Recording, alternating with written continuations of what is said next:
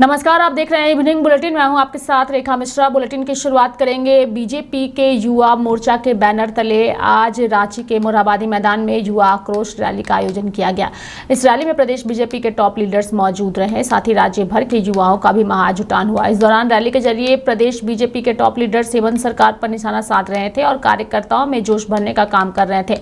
लेकिन आक्रोश रैली में शामिल कार्यकर्ताओं के उग्र होने के कारण पुलिस ने उन पर आंसू गैस के गोले छोड़े, साथ ही पानी की बौछार और लाठी चार्ज भी किया। मोरहाबादी मैदान इस दौरान रण क्षेत्र में तब्दील हो गया। वहीं भाजपा कार्यकर्ताओं और युवाओं पर पुलिस ने आंसू गैस के गोले छोड़े। वहीं शिबू सोरेन के आवास से आने वाले रास्ते में पानी की बौछार की जा रही थी। बाबूलाल के आवास की ओर जाने वाले रास्ते में भी आंसू गैस और वाटर कैनन का इस्तेमाल किया गया। भाजपा कार्यकर्ताओं ने शिबू सोरेन आवास की ओर से आने जाने वाले रास्ते में लगी बैरिकेडिंग को तोड़ दिया। आंसू गैस के साथ भाजपा कार्यकर्ताओं पर लाठी चार्ज भी किया गया। भाजपा कार्यकर्ता भी पुलिस पर पत्थरबाजी करते नजर आए। सभा स्थल के पास भी आंसू गैस के गोले छोड़े गए। भीड़ को तितर बितर करने के लिए पुलिस रॉकेट वाले पटाखे का भी इस्तेमाल कर रही थी। वहीं मंच पर भी आंसू गैस के गोले गिरा रहे थे, जिसकी वजह से मैदान में जुटे लोगों की आंखों में जलन जो है वो हो गए।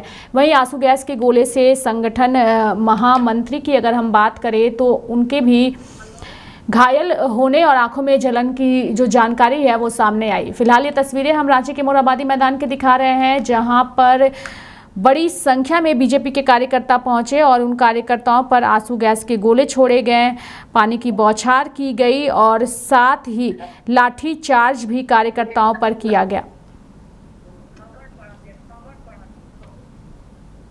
देखिए, सरकार इसे आनन फानन में लेके आई है। ठीक है, महिलाओं को सम्मान मिलना चाहिए, लेकिन महिलाएं आज सुरक्षा भी मांग रही हैं। आज महिलाएं सुरक्षित नहीं है। जिस तरह से अपराध का ग्राफ बढ़ रहा है महिलाओं के प्रति, चाहे उनका बलात्कार का मामला हो, अपहरण का मामला हो, हत्या के मामला हो, महिलाओं के प्रति ये बढ़ रहा है। आज हेमंत सोरेन यहाँ युवाओं को आने से जिस तरह से रोक रहे, पूरा पुलिस महकमा उन्होंने लगा दिया। यही पुलिस महकमा को अगर वो सही तरीके से बोलते तो आज जो इतना अपराध हो रहा है ये अपराध रुकता और महिलाएं सुरक्षित भी होती। पहले महिलाओं को सुरक्षा चाहिए, महिलाओं को शिक्षा चाहिए, अब उसी से उनको मान सम्मान। आपके कार्यकर्ताओं को भी आने से रोका गया इस जगह? कार्यकर्ता सिर्फ कार्यकर्ता नहीं बल्कि हमें भी रोका गया, हमें भी चेकिंग के नाम पर हमें भी उतारा गया। और ये पूरे प्रदेश में जहाँ पर भी लोग आ रहे हैं, जिस कोने से भी लोग आ रहे हैं, सभी जगह उनको रोकने का प्रयास किया जा रहा है। तो ये दर्शाता है कि हेमंत सोरेन घबराए हुए हैं, डरे हुए हैं, क्योंकि वो जानते हैं कि जो उन्होंने वादा किया था जनता के साथ में, युवाओं के साथ में, वो पूरा नहीं कर पाए। और आज युवा जब उनसे सवाल करे तो उनके पास जवाब नहीं है, इसलिए डर से इस तरह के क्लिप वो करवा रहे हैं, लोगों को रोकने का काम करें, युवाओं को रोकने का परिवर्तन। झारखंड के नौजवान आज लोग आज परेशान है और हैरान है। आज युवा उस कदर दहलीज पर पहुंच गया है कि इच्छा मृत्यु मांग रहा है। बेरोजगारी की वजह से इच्छा मृत्यु मांगने के लिए आज वो लोग विवश है। ये हिंदुस्तान में पहला स्टेट ऐसा है जहां नौजवान बेरोजगार लोग इच्छा मृत्यु मांग रहे हैं। हमारे बहनें इच्छा मृत्यु मांग रहे हैं। इससे ज़्यादा दुर्भाग्य कुछ नहीं हो सकता है। इसलिए हेमंत सरकार की संवेदना खत्म हो चुका है। उसमें यहाँ के जनता के प्रति कोई भी एक इच्छा मदद नहीं है कि यहाँ के लोगों को। सरकार तो कहती है कि अपनी नियोजन नीति लाया, कोर्ट में भाजपा जो है जाके निरस्त करवा दी। नियोजन नीति बिल्कुल ही त्रुटिपूर्ण था। कोर्ट ने भी उसको भी मालूम है कि वहाँ पर कोर्ट में ठीक नहीं सकेगा। उन लोगों का मनसा ही स्पष्ट नहीं है कि नियोजन नीति लाएंगे।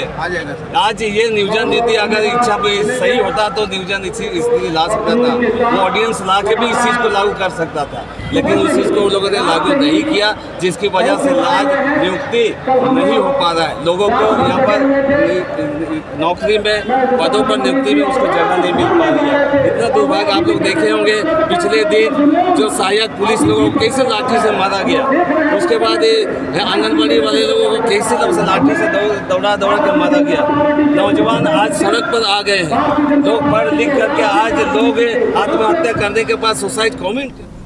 बढ़ेंगे आगे। केंद्रीय कृषि मंत्री शिवराज सिंह चौहान आज बिहार के कृषि भवन में किसानों से जनसंवाद करते नजर आए। इसके साथ ही किसानों से बिहार की खेती के बारे में उन्होंने जानकारी ली। बता दें कि किसान इस दौरान उन्होंने कहा कि किसान नित्य नए प्रयोग कर रहे हैं। राज्य की सरकार और केंद्र की सरकार के सहयोग से बिहार के किसानों को बहुत बल मिला है। बिहार के किसानों को प्रणाम करता हूं। यहाँ के परिश्रमी किसान जोत का छोटा आकार होने के बावजूद भी अपने परिश्रम से और सरकार के सहयोग से नित नए प्रयोग कर रहे हैं। आज हमने उप मुख्यमंत्री श्री सम्राट चौधरी जी और कृषि मंत्री श्री मंगल पांडे जी के साथ मिलकर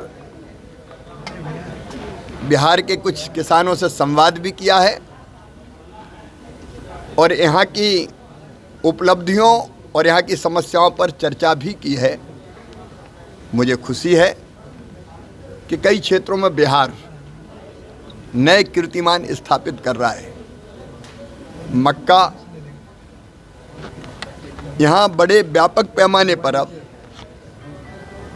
जिसका उत्पादन भी बहुत अच्छा उगाया जा रहा है और इथेनॉल के प्लांट बिहार के किसानों को ठीक रेट मिले इसमें भी मदद कर रहे हैं। बिहार का मखाना अपने आप में पोषण का भंडार है और हमारे किसान मेहनत करके मखाने का उत्पादन बढ़ा रहे हैं। मखाना जो उत्पादित होता है उसके एक्सपोर्ट की बहुत संभावनाएं हैं और इसलिए भारत सरकार एक्सपोर्ट की पूरी व्यवस्था यहाँ से बनाने में कृषि मंत्रालय, वाणिज्य मंत्रालय के साथ चर्चा करके मखाने का एक्सपोर्ट के लिए जो आवश्यक कार्यालय और केंद्र की आवश्यकता है उसको पूरा करने का काम करेगा। बिहार में चाहे यहाँ का शहद हो, कतरनी चावल हो, मगही पान हो, सब में अनंत संभावनाएं हैं। कृषि के जो रोड मैप बने उसका चतुर्थ रोड मैप कृषि मंत्री जी ने बनाया, वो प्रारंभ कर रहे हैं। कुछ चीज़ें उन्होंने जो उपलब्धियां उनके बारे में चर्चा नहीं कर रहा, मैं सरकार को बधाई देता हूं, बहुत अच्छा काम कर रही है। लेकिन दलहन का उत्पादन हमको बढ़ाना है और दलहन के उत्पादन के लिए अच्छे किस्म के बीज चाहिए। अभी प्रधानमंत्री श्रीमान नरेंद्र मोदी जी ने 65 प्रजातियों के 109 बीज की नई किस्में जारी की है। यहाँ दलहन के अच्छे बीजों की आवश्यकता है। भारत सरकार इसमें पूरा सहयोग करेगी। दलहन के साथ साथ मक्के के और धान के अच्छे बीजों की ज़रूरत है, उसमें भी भारत सरकार पूरा सहयोग करेगी। आलू की संभावना यहाँ बहुत है, तो आलू के लिए भी अच्छे बीज चाहिए। आज हमने पूरा रिव्यू किया है। भारत सरकार उनका उत्पादन बिहार में ही हो, बाहर से दूसरे राज्यों से उत्पादित होकर क्यों आए, तो हम इस व्यवस्था को भी बनाने का काम करेंगे। अभी धान की रोपाई, क्योंकि ईश्वर की कृपा से बारिश हो गई तो सुखाड़ की स्थिति नहीं है, लगभग पूरी हो रही है, लेकिन हम रबी की तैयारी भी कर रहे हैं और रबी के लिए जितना आवश्यक डीएपी है, बाकी यूरिया और बाकी खाद पर्याप्त मात्रा में है। तो बिहार ने जो अपनी डिमांड दी है वो हम फर्टिलाइजर मिनिस्ट्री को भेज के पर्याप्त मात्रा में खाद की उपलब्धता भी कराएंगे। यहाँ के कृषि विज्ञान केंद्र को मजबूत बनाने की ज़रूरत है, उस पर भी हम मिलकर काम करेंगे। बिहार की सरकार और भारत सरकार दोनों मिलकर बिहार के किसानों की खेती तेज़ी से और कैसे आगे बढ़े, किसान समृद्ध हो और कृषि विकसित हो, इसके लिए काम करेंगे। वैसे भी प्रधानमंत्री जी ने विकसित भारत का संकल्प लिया है 2047 तक, उसके लिए विकसित खेती और समृद्ध किसान, उसके लिए हमारी रणनीति है उत्पादन बढ़ाना, उत्पादन की लागत घटाना, उत्पादन के ठीक दाम मिले, कृषि का विविधीकरण और फूड प्रोसेसिंग जैसा क्षेत्र, वैल्यू एडिशन, उसको करने का काम और फिर प्राकृतिक खेती की तरफ बढ़ने का काम, ये निरंतर लगातार करते रहेंगे। आज यहाँ के किसानों से मिलकर मैं बहुत प्रसन्न हूँ और बिहार सरकार को धन्यवाद देता हूँ।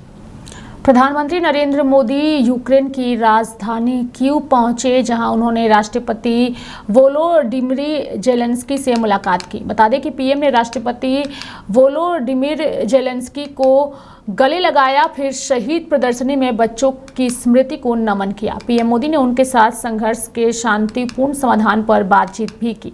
तस्वीरों में आपको दोनों नेता जो हैं वो नज़र आ रहे हैं। वहीं आपको बता दें कि कीव पहुंचने पर प्रधानमंत्री नरेंद्र मोदी ने यूक्रेन के राष्ट्रपति को गले से लगाया। साथ ही पीएम ने यूक्रेन के राष्ट्रपति को गले से लगाने के बाद शहीद प्रदर्शनी में बच्चों की स्मृति को नमन किया। पीएम मोदी ने उनके साथ संघर्ष के शांतिपूर्ण समाधान पर बातचीत भी की।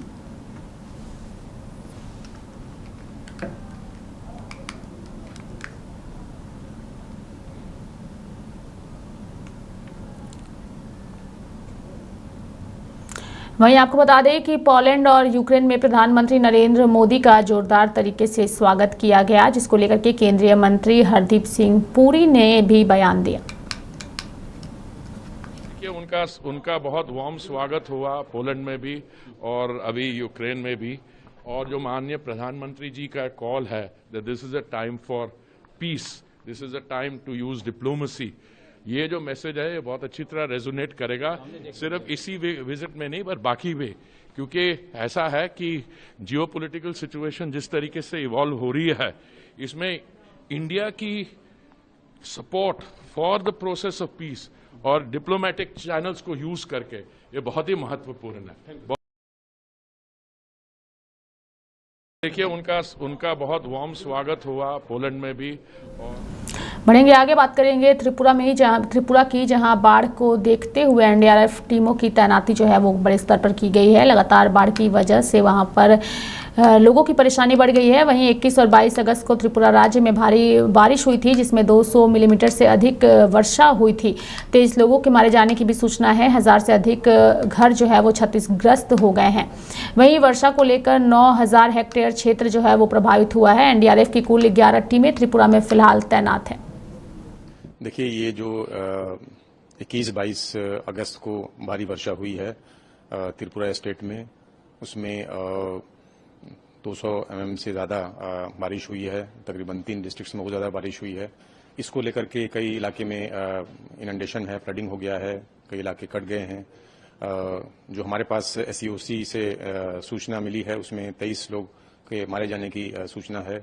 तकरीबन 1000 से ज़्यादा घर जो है वो डैमेज हो गए हैं और कई रिलीफ शेल्टर्स बनाए गए हैं। तकरीबन 500 से ज़्यादा रिलीफ शेल्टर्स ऑपरेट किए जा रहे हैं इस समय और काफ़ी लोगों को वहाँ पर मदद मिल रही है। इसमें जो वर्षा हुई है उसको लेकर के तकरीबन 9000 हेक्टेयर एरिया जो है वो प्रभावित हुआ है। उसमें फ्लडिंग हुई है और ख़ास तौर पर जो सिपाही जाला है, वेस्ट त्रिपुरा है, साउथ त्रिपुरा है, ये सबसे ज़्यादा अफेक्टेड डिस्ट्रिक्ट्स हैं। जो एनडीआरएफ का यहाँ पर जो डिप्लॉयमेंट है उसमें मूलतः हमारा एक RRC है, रीजनल रिस्पांस सेंटर। इसमें प्री मानसून जो हमारा डिप्लॉयमेंट होता है उसमें 3 टीमें पहले से ही मौजूद यहाँ पर थी और ये सिचुएशन को देखते हुए एक टीम 21 तारीख को सिलचर से रवाना की गई थी बाई रोड और ये इंश्योर करने के लिए कि टीम्स हमारे पास सफिशिएंट रहें। 4 टीम्स को होलोंगी से एयरलिफ्ट किया गया था अरुणाचल से कल और इसके अलावा 3 टीमों को बीटा एयरपोर्ट से भी एयरलिफ्ट किया गया। तो कुल मिलाकर के अभी 11 टीमें एनडीआरएफ की त्रिपुरा में तैनात हैं। अभी फिलहाल कौन कौन से एरिया ज्यादा अफेक्टेड हैं और कितने लोगों को इवैक्यूएट किया जा चुका है?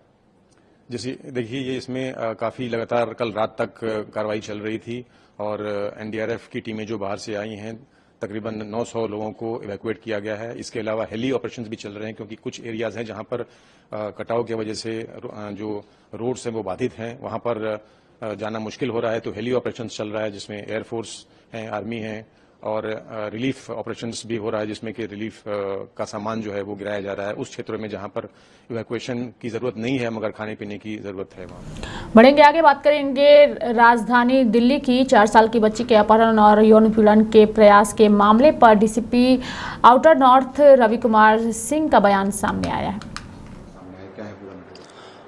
तो 21 तारीख को हमें करीब 7:30 बजे शाहबाद डेयरी से कॉल आई थी कि एक बच्ची जो है उसको अगवा करके पड़ोसी ने उसके साथ में असॉल्ट करने की कोशिश की है। इसमें रिस्पॉन्ड करते हुए हम लोग ने जो बच्ची है उसको सिक्योर किया और उसका मेडिकल कराया और जो तथ्य सामने आए और जो पेरेंट्स की कंप्लेंट है उसके बेसिस पे किडनैपिंग और अटेम्प्ट टू सेक्सुअल असॉल्ट और SC/ST का एक केस हमने रजिस्टर किया है। बच्ची का अच्छे से हमने एग्जामिनेशन करवाया और जो तथ्य सामने आए उसके बेसिस पे पता चला है कि पड़ोसी था उनका एक नसीम एलियास पालक करके, जो इसमें मुजरिम है, उसको हम लोगों ने टीम बना के अगले दिन सुबह अरेस्ट कर लिया है इस चीज़ में, और लड़की जो है पेरेंट्स को हैंड ओवर कर दी गई है। वो सेफ है और बिल्कुल साउंड है। सर, जब ये घटना हुई उसके बाद एक वीडियो भी वायरल हुआ जिसमें घर के बाहर आग लगी हुई थी और सोशल मीडिया पे ये कहा गया कि अक्यूज जो है उसके घर पे आग लगी, उसमें क्या था? तो परसों जब ये बात आई सामने तो उस टाइम पे थोड़े से लोग इकट्ठे हो गए थे, और जो लड़के का फादर है शकूर खान, उसके घर के आगे जो है कुछ लोगों ने जो मलबा पड़ा था उसमें आग लगा दी थी, जिसको उसी टाइम कंटेन कर लिया गया था और लोगों को हिदायत दी गई थी कि इस तरह के एक्ट में इंडल्ज ना करें। सिचुएशन बिल्कुल पीसफुल है, नॉर्मल है और पुलिस का पूरा इंतजाम है। सर, आरोपी का क्या प्रोफाइल है? आरोपी जो है अभी जो तथ्य सामने आए हैं उसके हिसाब से एक रोड साइड ढाबा है, उस पर हेल्पर का काम करता है।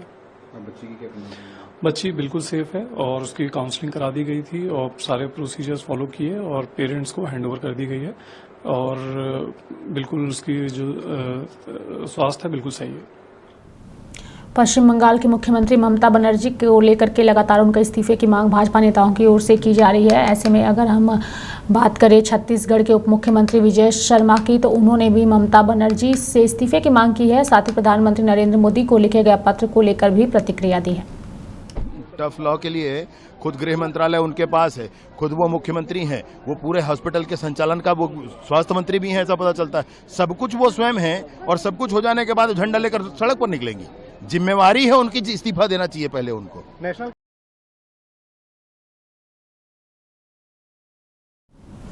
कृषि मंत्री शिवराज सिंह चौहान आज बिहार की राजधानी पटना पहुंचे, जहां पर उन्होंने किसानों के साथ बातचीत की। वहीं किसानों से बातचीत से पहले और शिवराज सिंह के बिहार पहुंचने से पहले जब विजय कुमार सिन्हा से उस पर बात की गई, तो सुनिए उन्होंने क्या कुछ कहा। बिहार कृषि प्रधान राज्य है। किसानों का उत्साह और माननीय कृषि मंत्री, केंद्रीय कृषि मंत्री जी का आगमन बिहार के किसानों के मन में उत्साह भी बढ़ेगा और बिहार के कृषि आधारित वातावरण आगे भी बढ़ेगा। बढ़ेंगे आगे। जम्मू कश्मीर विधानसभा चुनाव को लेकर के लगातार अगर हम देखें तो नेशनल कॉन्फ्रेंस और कांग्रेस के बीच सीटों के बंटवारे पर सहमति जो है वो बन गई है। वहीं जब इन सीटों के बंटवारे को लेकर के नेशनल कॉन्फ्रेंस के नेता उमर अब्दुल्ला से बात की गई, तो सुनिए उन्होंने क्या कहा। सर, कल अलायंस की बात हो रही थी, तो क्या कंसेंसस बिल्टअप हो गया है between national conference Congress and? मैं कह सकता हूं कि ज्यादातर सीटों पे हम कंसेंसस जो है बना पाए हैं। कुछ सीटों पे हम अड़े हुए हैं, कुछ सीटों पे कांग्रेस के जो लोकल लीडर हैं वो अड़े हुए हैं। आज फिर बैठेंगे और कोशिश करेंगे कि जहां तक हो सके जो बाकी सीटें हैं उनको हम जो है अलायंस के दायरे में लाके अपने उम्मीदवार जो हैं वहां पे ऐलान कर सकेंगे। सर, क्या कुलगांव में नेशनल कॉन्फ्रेंस सीपीआईएम को सपोर्ट करेगी? इस तरह का भी फैसला हुआ नहीं है। जब आखिरी लिस्ट तैयार होगा और हमारे सदर फारूक साहब उस पर मंजूरी देंगे, सारा कुछ आपके सामने होगा। मैं एक एक सीट का यहाँ पे जवाब नहीं दे सकता हूँ कि कौन सी सीट नेशनल कॉन्फ्रेंस के पास होगी, कौन सी सीट कांग्रेस के पास होगी और क्या ऐसी कोई सीटें हैं जो हम किसी और पार्टी के लिए छोड़ें। ये फिलहाल मैं अभी इसमें कुछ क्या। उत्तर प्रदेश में आज पुलिस भर्ती परीक्षा हुई। परीक्षा देने के बाद अभ्यर्थी आदित्य कुमार मिश्र ने बताया कि उनका पेपर काफी बेहतर हुआ। आदित्य कुमार मिश्रा मेरा नाम है।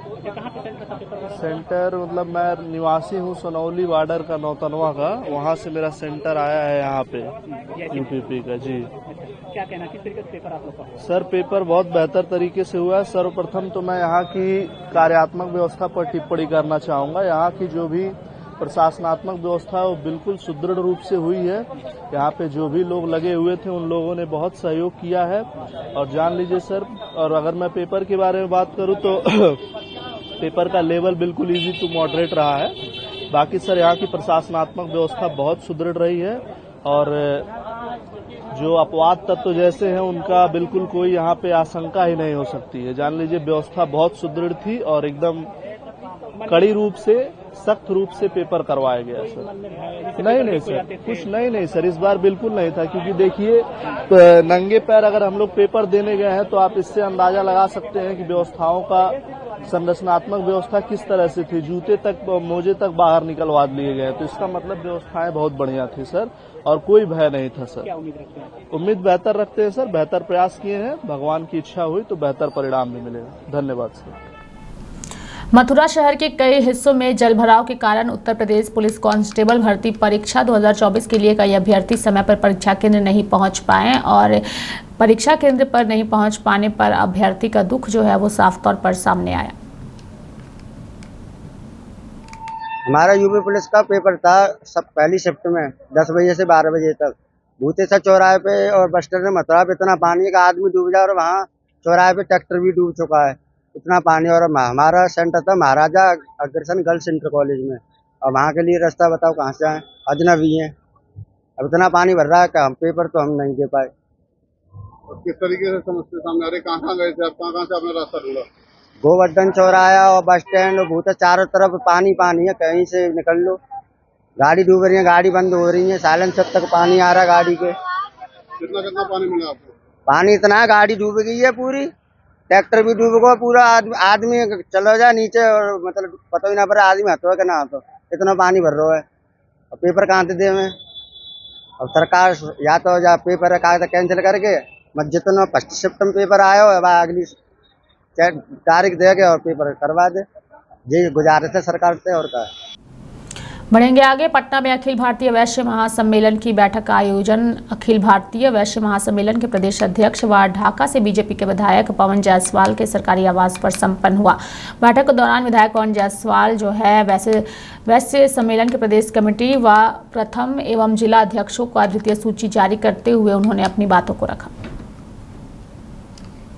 राज्य के 26 जिलों में जिला अध्यक्ष, युवा मोर्चा का अध्यक्ष, महिला मोर्चा का अध्यक्ष और सभी प्रमंडलों में प्रमंडलीय अध्यक्ष, युवा अध्यक्ष, महिला अध्यक्ष का मनोनयन हुआ है। और वैश्य समाज की जितनी आबादी है उसके हिसाब से वैश्य समाज को हिस्सेदारी मिले। और वैश्य समाज सबसे ज़्यादा टैक्स देने वाला समाज है, व्यवसायिक वर्ग। लेकिन आपराधिक घटनाएं सबसे ज़्यादा वैश्य समाज को ही झेलना पड़ता है, सबसे ज़्यादा शोषण वैश्य समाज का होता है। तो हम लोग इसको लेके राज्य के सभी जिलों में और सभी 9 प्रमंडलों में हम लोग वैश्य समागम बृहद रूप से करने जा रहे हैं। वैश्य समाज का उपजाति अपने आप को उपेक्षित नहीं समझे। वैश्य समाज के जितने भी उपजातियों का जातीय संगठन है उनसे सामंजस्य स्थापित करके इस संगठन को बनाना है। प्रबुद्ध जनों से विचार करना है कि वैश्य समाज की सामाजिक गतिविधि कैसे बढ़े, हम कैसे अच्छा काम करके अन्य समाज पर अपना प्रभाव। तो मेरे साथ इस बुलेटिन में इतना ही। आप देखते रहिए लाइव इंडिया हर पल। नमस्कार।